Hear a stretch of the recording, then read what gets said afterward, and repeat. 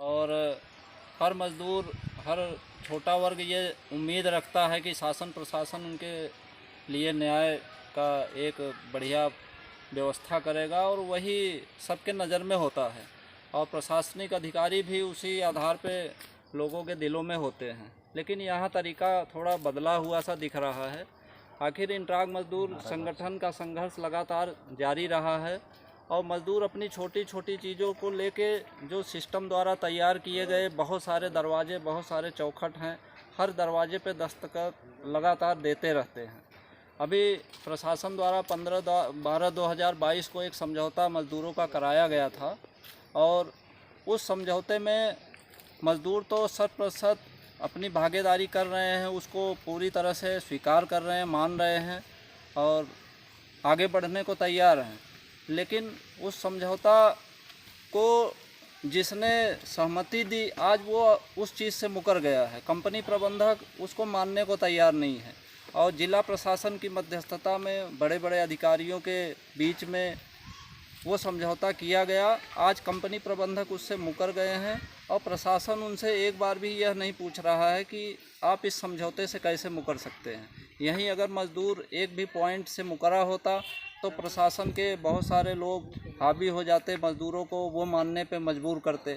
लेकिन बहुत ही दुर्भाग्य है कि यहाँ का प्रशासन मज़दूरों की इस दुर्दशा को देखते हुए न्याय की इस परिभाषा को बदल दे रहा है, और मज़दूरों को वैसे ही उसी रास्ते पर भटकने के लिए छोड़ दे रहा है।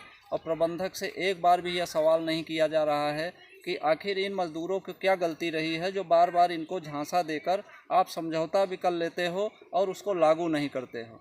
तो कहीं ना कहीं यह प्रशासन के ऊपर भी, उनके अच्छे रवैये और सिस्टम पे भी एक सवाल खड़ा करता है। अगर मज़दूर वर्ग इस तरह से प्रशासन का उपेक्षित दल बनेगा तो कहीं न कहीं समाज में ये गलत संदेश जाता है, और प्रशासन को चाहिए कि मज़दूरों को न्याय दिलाने के लिए एक समुचित व्यवस्था जल्द से जल्द लागू करे और इनको न्याय दिलाए। अन्यथा जितने भी दरवाजे हैं, जितने भी सिस्टम ने तैयार किए हैं, वो हर जगह मज़दूर जाएगा, जाता रहेगा अंत तक, जब तक उसे न्याय नहीं मिल जाता। इसी क्रम में कुमाऊं कमिश्नर महोदय के कैंप कार्यालय हल्द्वानी में 7 तारीख को मज़दूर महिलाओं के नेतृत्व में एक कार्यक्रम रखा गया है, जहां पे जाके वहां महिलाएं और पुरुष वो खुद ही उनसे, कुमाऊं कमिश्नर महोदय से मिलेंगे, निवेदन करेंगे और उनसे बात करेंगे कि आखिर क्या कारण है कि ऊधम सिंह नगर का जिला प्रशासन अपने ही द्वारा कराए गए समझौतों को लागू नहीं करवाता है और मज़दूरों को ऐसे दर दर भटकने के लिए छोड़ दिया है। आपकी उसमें क्या राय है, या आपकी उसमें क्या हिस्सेदारी है? आप उसको न्याय मज़दूरों को दिला पाएंगे, नहीं दिला पाएंगे, या क्या कारण है? जो भी चीज़ें हैं, इसका समाधान कैसे होगा, उनसे इसके बाबत बात की जाएगी, जिसकी तैयारी कर ली गई है, और 7 अक्टूबर को यह कार्यक्रम किया इसके जाएगा। आगे भी कोई प्लानिंग किया है क्या? हाँ जी, प्लानिंग तो बिल्कुल किया गया है। हमारे सभी कार्यक्रम में लगातार अगले कार्यक्रम की जानकारी दे दी जाती है, अतः 7 तारीख को ये चीज़ें स्पष्ट कर दी जाएगी कि अगला कार्यक्रम क्या है।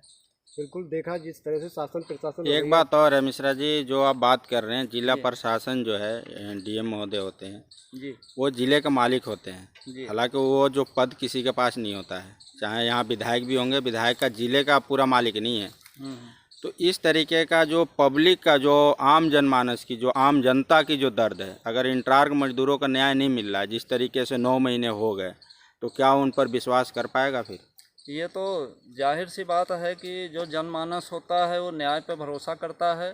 और जैसा कि आपने कहा कि जिलाधिकारी महोदय एडमिनिस्ट्रेशन के सबसे बड़े अधिकारी होते हैं, पूरे डिस्ट्रिक्ट के एक तरह से मालिक होते हैं।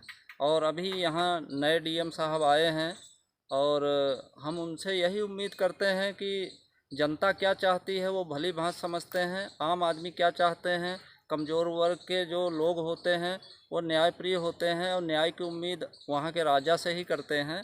तो जाहिर सी बात है, कलेक्टर साहब को बताने की ज़रूरत नहीं है, और जनता को भी बताने की ज़रूरत नहीं है। एक दूसरे के प्रति किसकी क्या नैतिक जिम्मेदारी है, ये बखूबी वो समझते हैं, और भरोसा है कि इसी के तहत काम होगा। देखा धन्यवाद। आपने इस किस वीडियो तरह को की ज़्यादा से बात ज़्यादा रखी शेयर है, करें। अपनी मैं बात वीरेंद्र रखी कुमार। इन्होंने।